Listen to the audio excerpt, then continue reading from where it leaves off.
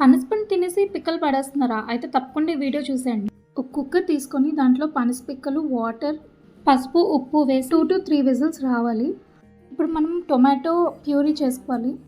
పనస పిక్కలు బాగా ఉడికాక ఒక బౌల్లోకి తీసుకొని చూసారా ఆ పైన స్కిన్ తీసేయాలి. తీసి కట్ చేసుకోవాలి.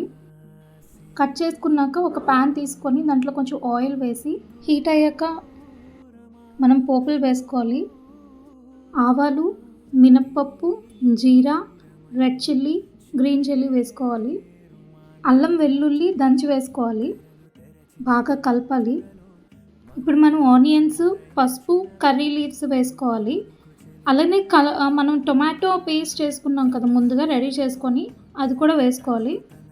సాల్ట్ ఆల్రెడీ మనం కొంచెం ముందు వేసుకున్నాము, మళ్ళీ చూసి వేసుకోండి. అలాగే ఇంగువ. ఇప్పుడు ఉడకపెట్టిన పనస పిక్కలు వేసి బాగా కలపాలి. ఇప్పుడు ఏంటంటే కొంచెం కారం వేసుకోవాలి. వేసుకొని ఒక 5 minutes లో ఫ్లేమ్లో పెట్టి కుక్ అవనివ్వండి, ఒక మూత పెట్టేసి. ఇప్పుడు ఒకసారి మూత తీసి చూడండి ఏంటంటే కుక్ అయిందా లేదా అని చెప్పి. సో ఇది ఆల్రెడీ కుక్ అయింది తెలుస్తుంది మనకి. ఇప్పుడు పైన అలా కొత్తిమీర గార్నిష్ చేసుకోండి. అంతే, ఇప్పుడు మన పనస పిక్కల కూర రెడీ. ఇది మా అమ్మ నాకు నేర్పించిన ఫేవరెట్ రెసిపీ. సో మీరు కూడా తప్పనిసరిగా ట్రై చేసేయండి. ఇంకా సబ్స్క్రైబ్ అవ్వలేని వాళ్ళు వెంటనే సబ్స్క్రైబ్ చేసేయండి.